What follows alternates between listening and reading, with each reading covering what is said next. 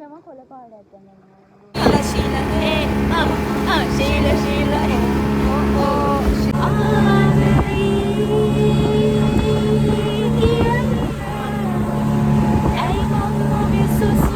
මහාය හපන්න දෙන්නේ.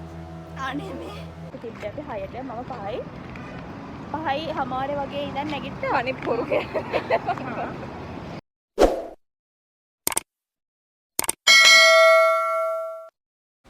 හායි ළමයි මේ පාර අපි යනවා ගෝල්. ඉතින් මම දැන් මේ ගෙදර ඉඳන් කඩවත හයිවේ බස් ස්ටෑන්ඩ් එකට යන ගමන් තමයි ඉන්නේ. මොකද ශෂි අම්මා එනවා කිව්වේ එතන.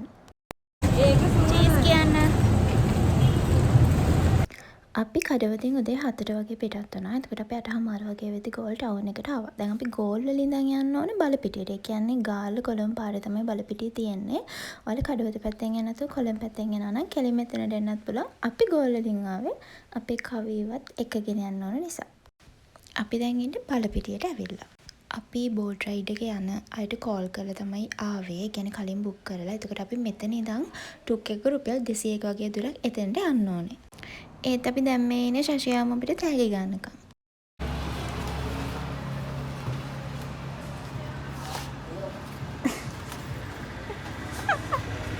ශෂි අම්මා අපිට තෑගි ගේන්න අමතක කරා. අපි දැන් මේ ටුක් එකේ යන ගමන් තමයි ඉන්නේ බලපිටියේ ඉඳන් මට මතක හැටියට අපි යන්න ඕන වඳ දුව කියන පැත්තට. ඊට පස්සේ අපි මෙතනට ඇවිල්ලා විනාඩි 5ක වගේ ඉන්න උනා. මොකද අපේ බෝට් රයිඩ් එක එකගෙන යන කෙනා එනකම්. අපි ඉතින් මෙතනට වෙලා හිටියේ. මෙතන හරිම ලස්සන තැනක්. ගස් තියෙනවා. ෂොයි. ඈත දුරක පිපෙන රුව දැසට හමු නොවෙන කෝලනි හඩ වදින මුදු සීත ගුණය දැනුණා මේ කිවිවරු කියනා වනමල දැයි සිතු. දැන් අපි බෝට් රයිඩ් එක යන්න තමයි හදන්නේ. මෙතන දැන් මේ ඇත්තටම යන්නේ කිරළ ගස් ගැන සංවාදයක්. කිරළ ජූස් හදන්නේ කොහොමද සහ කිරළ කියන්නේ මොන වගේද කඩුලාන ශාකයක් අන්න එහෙම දේවල් කියවන ගමන් තමයි ඉන්නේ.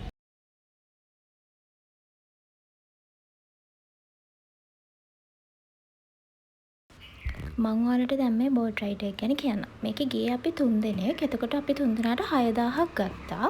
ඒ 6000 බෝට් රයිඩ් එකට විතරයි. එතකොට අපි කියපු ෆිෂ් තෙරපි, තව සිනමන් ටී බොන්න ගියා. ඒ වගේ දේවල් වලට අපෙන් වෙනම පේමන්ට් එකක් ගත්තා. මම මේ දේවල් ඒ වෙලාවෙදි කියන්න.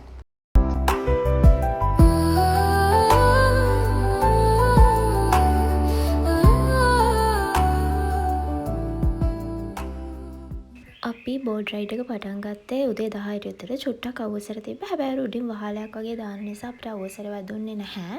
ගයිස් මෙන්න මෙතන තමයි ලස්සනම ෆොටෝ ලොකේෂන් එක තියෙන්නේ. ඔයගොල්ලෝ මාතුකගේ එනවා නම් අනිවාර්යෙන් බලන්න. මෙතන ගොඩක් වෙලා බෝට් එක නතර කරලා තියන්න බෑ. සහ අපි ආපහු මේ පැත්තෙන් එන්නෙත් නැහැ. ඒ නිසා අපි කොහොම හරි හැමෝම ෆොටෝස් ටික ගත්තා ලස්සනට. මාදු ගඟේ කිඹුල්ල ඉන්නවා. ඒගොල්ලෝ ගොඩක් පේන්න ඉන්නේ නම් වැස්ස කාලේ කියලා තමයි අපිට කිව්වේ. මේ තියෙන්නේ සතපහදුව. සතපහදුව තමයි මාදු ගඟේ තියෙන පුංචිම දූපත. මෙතන එන අයට ෆොටෝස් ගන්න ඕන නිසා මේක දේවාලයක් වගේ තියෙන්නේ. එතන ඝන දෙවි පිළිමයකුයි තව දෙවි කෙනෙක්ගේ පිළිමයකුයි තියලා තියෙනවා. එන අයට ෆොටෝස් ගන්න ඕන නිසා. ඒතකොට මේක තමයි මාදු ගඟේ තියෙන පුංචිම දූපත. පාලම යටින් යද්දී මෙන්න මේ විදිහට ඔළුව පාත් කරගෙන යන්න ඕනේ. අපි හොඳයි.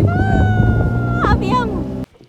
මෙතන අපිට පාලමක් හම්බුණා. ඒ පාලම කෙලින්ම යන්නේ එතන තියෙන ගමකට. ඒ කියන්නේ මාදු ගඟේ තියෙන ගමකට. ඒ ගමේ මිනිස්සු 200ක් 300ක් වගේ ඉන්නවා. සහ ස්කූල් එකකුත් තියෙනවා කියලා තමයි අපිට කිව්වේ. කොහොමද? එතෙන්ට ගෙනල්ලා බාලා බෝට් වලින් තමයි මෙතෙන්ට අදින්නේ. බෝට් වලමත් යනවා එනවා ඇතිනේ.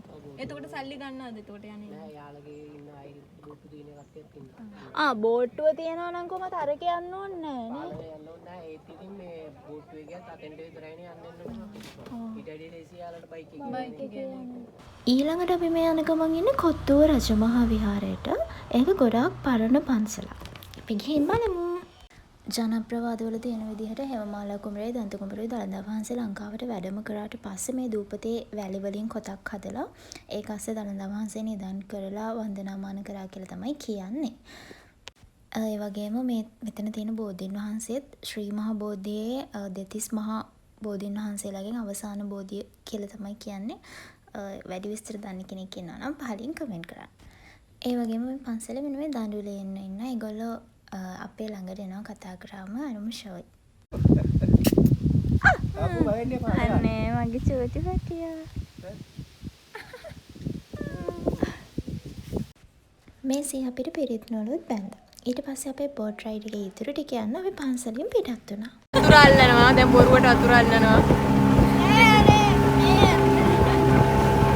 බොරුවට අතත් දිග මදි බොරුවට.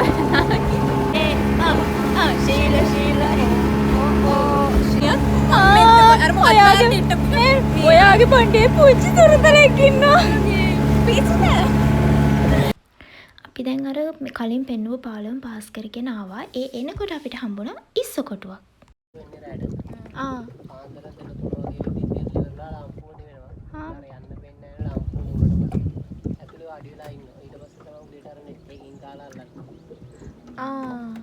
ඉස්සන්ට පේන්නේ යන්න ලාම්පුනේ.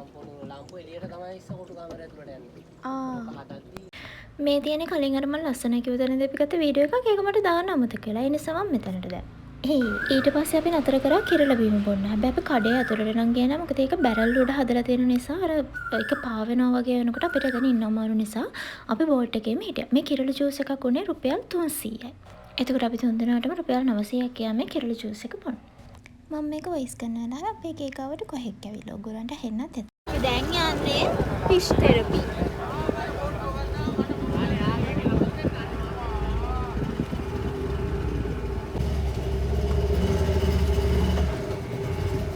ඊට පස්සේ අපි ගියා කුරුඳු හදනවා බලන්න. මෙතන කුරුඳු වලින් එක එක දේවල් හදනවා. අපිට කුරුඳු වලින් හදපු කුරුඳු ටී එකකුත් දුන්නා. කලින් කොග්ගලදීත් මම මේ වගේ තැනකට ගිහින් තියෙනවා. ඊට පස්සේ අපි ගියා එතනම තිබ්බ ෆිෂ් තෙරපි. එකකින් එක්කෙනෙක්ට නම් ගත්තේ රුපියල් 400ක් විතරයි.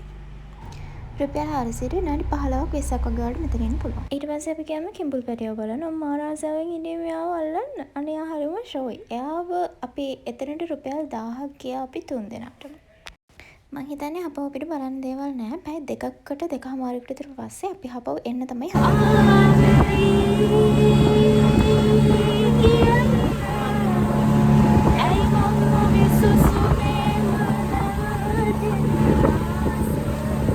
පැය දෙකමාරක විතර බෝට් රයිඩ් එකකට පස්සේ අපි දැන් ආවා හිටපු තැනටම. දැන් අපි යනවා නතර වෙන තැනට රෑ. මොකද අපි අද රෑ මෙහි ඉන්නවා. ඊට පස්සේ අපි රීෆ්‍රෙෂ් වෙලා හපව යනවා ගෝල් ෆෝර්ට් එකට. හයි දැන් අපි යනවා ගෝල් ෆෝර්ට්.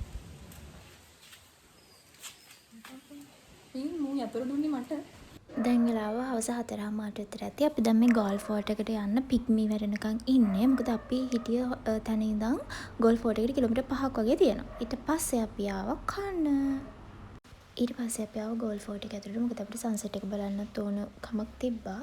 ඇත්තටම හරිම ලස්සනයි. මම ලංකාවේ යන්න කැමති ටවුන් තුනයි තියෙන්නේ. ගෝල්, කැන්ඩි සහ අනුරාධපුර. ඇත්තටම හරිම ලස්සනයි හවසට.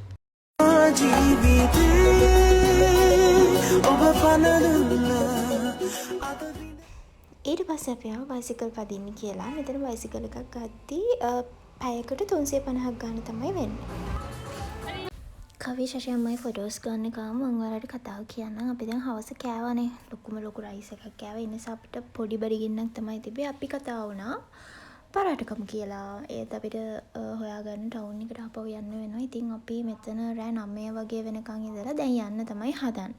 ඔයාලා ගෝල් ෆෝට් එකේ ඇවිදත් බලන්න මෙන්න මෙතන මේ ෂොප් එක නම් හරිම සුවඳයි හරිම ලස්සනයි. මට එතන ගොඩාක් වෙලා ඉන්න ආස හිතුණා. එයාමද මනාපනම්ම තාම විසිරෙන්නේ. මේ ටේබල් එකේ ඉයරින්ග්ස් එකම දාන්න. හරි. ඊට පස්සේ දෙන්නේ කළු පාට. කළුද? ඔව්. හොයාගත්තද?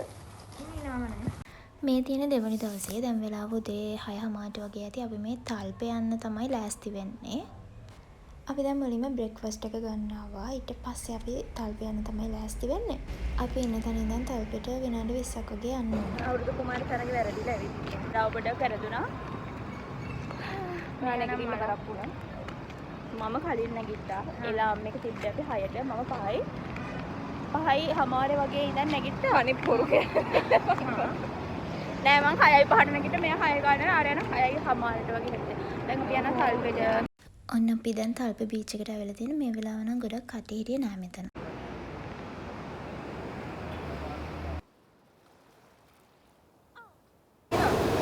කකුල බබෙක් ඉන්නවා.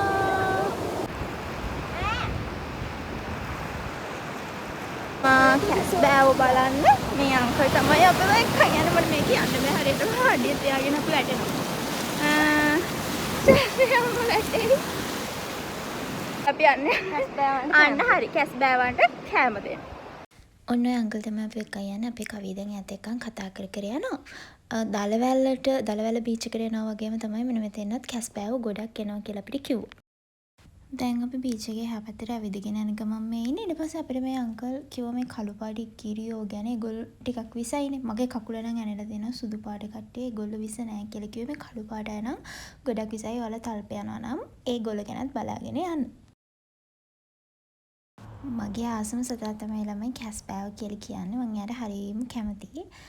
ඉතින් මෙතන හරිම ෂෝයි අපි යන වෙලාව නම් දෙන්නෙක් විතර ඇවිල්ලා හිටියේ. අපි හරි කෑම දුන්නා. ඔය අංකල් අතේ තියෙන කවරෙන් අරන් දෙනවා කෑම එයාට. මට නම් කියන නම නම් මතක නැහැ ඇත්තටම. පාසි ජාතියක් මං හිතන්නේ.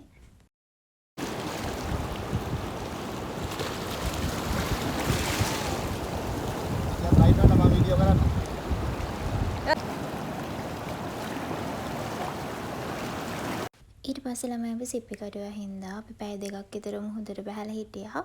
ඊට පස්සේ අපි සිප්පි කඩුව හොයලා ටිකක් ගහක්කටට වෙලා මෙන්න මෙහෙම වාඩි වෙලා හිටියා. හරිම ෂෝයි ළමයි මුහුද දිහා බලාගෙන. ඊට පස්සේ අපි හවව එන්න ආවා 12ට වගේ. මොකද අපි හොටෙල් එකෙන් හරියටම 2ට චෙක් අවුට් වෙන්න ඕනේ. ලිප්ස්ටික් නම් ගාලා නැහැ.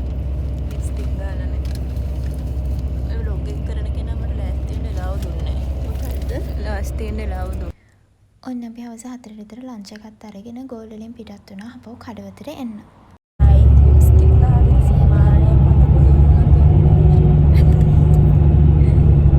හැම ලස්සන දවසකම අවසානයේ ලස්සන අහසක් තියනවා වගේ එදත් අපිට ලස්සන අහසක් තිබ්බා.